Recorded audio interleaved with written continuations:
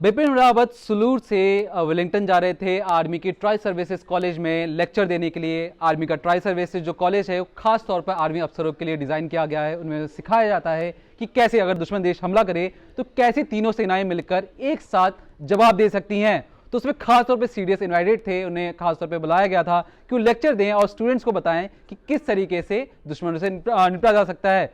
लेकिन उससे पहले ही उनका हेलीकॉप्टर क्रैश हो जाता है।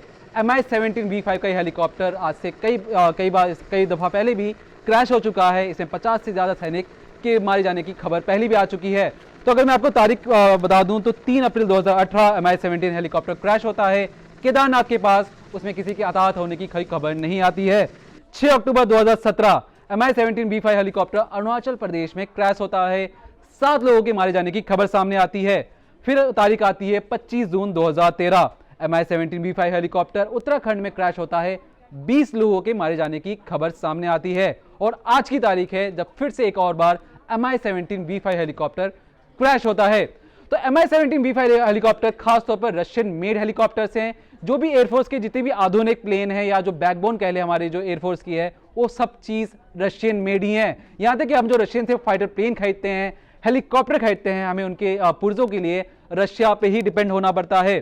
तो MI-17 B5 हेलीकॉप्टर की अगर आप खासियत जाने तो कम से कम इसे 60 देश इस्तेमाल कर रहे हैं। अब तक ऑपरेशन जो MI-17 B5 हेलीकॉप्टर हैं वो 12,000 से ज़्यादा MI-17 B5 हेलीकॉप्टर अभी ऑपरेशनल हैं कम से कम 60 देशों में। वहीं भारत की बात करें तो भारत के पास 150 से ज़्यादा MI-17 B5 हेलीकॉप्टर है।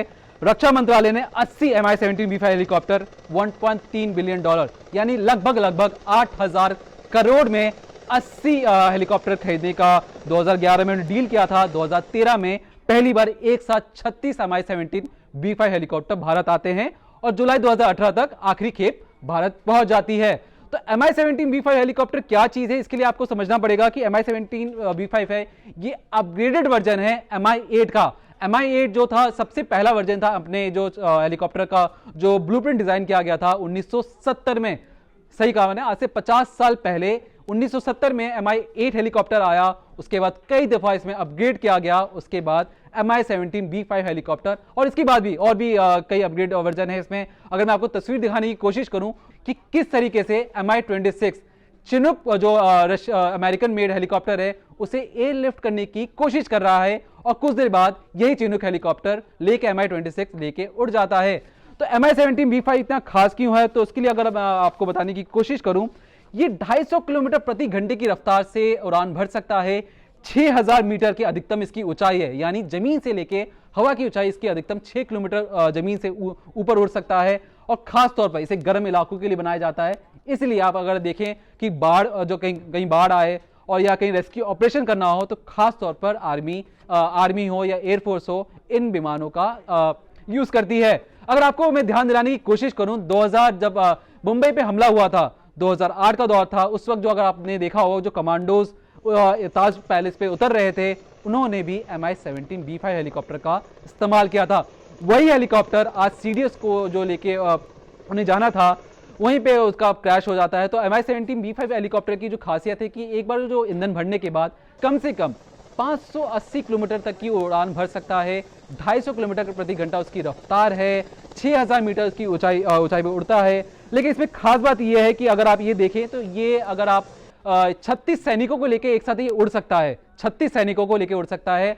लेकिन जब अगस्ता वेस्टलैंड का अगर मामला याद हो जिसमें इंडियन एयरफोर्स के चीफ पर आरोप लगा था कि उन्होंने रिश्वत ली है अगस्ता वेस्टलैंड में, उसके बाद अगस्ता वेस्टलैंड की डील को रद्द कर दिया जाता है। अब अगस्ता वेस्टलैंड क्या चीज है, तो अगस्ता वेस्टलैंड ये चीज थी कि जितने भी हमारे देश में मंत्री हैं अगर उन्हें किसी एक जगह से दूसरी जगह जाना है तो उनके लिए एक VVIP हेलीकॉप्टर क्यों ना लिया जाए। लेकिन अगस्ता वेस्टलैंड में जब रिश्वत की जब मामला आया तो उसे डील को रद्द कर दिया गया। भारत सरकार ने फैसला किया कि MI-17 जो B5 हेलीकॉप्टर है, सैन्य हेलीकॉप्टर है, उसे अपग्रेड करके क्यों ना इसे एक VVIP हेलीकॉप्टर बना दिया जाए। तो इसी सिलसिले में इसी साल अक्टूबर के महीने में 5 से 7 हेलीकॉप्टर जो MI-17 B5 के हेलीकॉप्टर थे उन्हें रशिया जाना था अपग्रेड होने के लिए। अपग्रेड क्या होना था तो मैं आपको बता दूं, इसमें फर्निशिंग होनी थी, एयर कंडीशनिंग होनी थी, यात्रियों की सीटिंग की फिटिंग होनी थी। जो सैन्य हेलीकॉप्टर होते हैं उनमें बैठने के लिए ज़्यादा आरामदायक चीज़ें नहीं होती हैं, लेकिन जब VVIP की बात करते हैं तो उनके लिए सोफे लगाना, अच्छी सीट्स, एयर कंडीशनिंग लगाना और यहाँ तक कि टॉयलेट बनाना। हेलीकॉप्टर में आपने देखा होगा, हेलीकॉप्टर की आपने जितनी भी तस्वीरें देखी होंगी उसमें खास तौर पर टॉयलेट का इंतजाम नहीं होता है। तो MI-17V5 जो हेलीकॉप्टर था उसमें ये बात चल रही थी कि क्योंकि इसे वीआईपी हेलीकॉप्टर बनना था, इसमें टॉयलेट का इंतजाम भी जो अपग्रेड वर्जन में था, जिसे रशिया भेजा जाना था, इसके लिए तैयार किया जा रहा था। इसमें ना केवल ये कहा जाता है कि 7 से 6 महीने लगने की बात थी कि अगर अक्टूबर में जाता तो कम से कम 2022 के फेब या मार्च महीने तक ये वापस आता अपग्रेड होकर। लेकिन ये उससे पहले ही जब हेलीकॉप्टर क्रैश हो जाता है। ये आपको मैं बता दूं कि MI-17V5 इसके कई वर्जन हैं। MI-26 जैसे मैंने आपको तस्वीरों में दिखाया कि चीनिक हेलीकॉप्टर को उठा लेता है।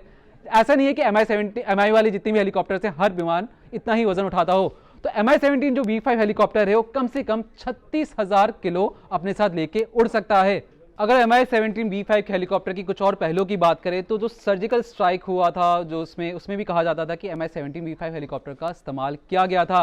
लेकिन अगर MI-17 V5 की थोड़ी सी और खासियत की बात करें तो कई जो डिफेंस एक्सपर्ट है वो कहते हैं कि आउटडेटेड वर्जन है, रशियंस इसे खास तौर पर अपने म्यूजियम में रखते हैं और दूसरे देशों को ये बेचते हैं। तो जो किसी देश में के म्यूजियम में हेलीकॉप्टर पड़ा हुआ है उसी के देश में किसी और देश में वीवीआईपी मूवमेंट्स के लिए उस हेलीकॉप्टर का इस्तेमाल करना कितना सही है। ज़्यादा खबरों के लिए देखते रहिए क्राइम तक।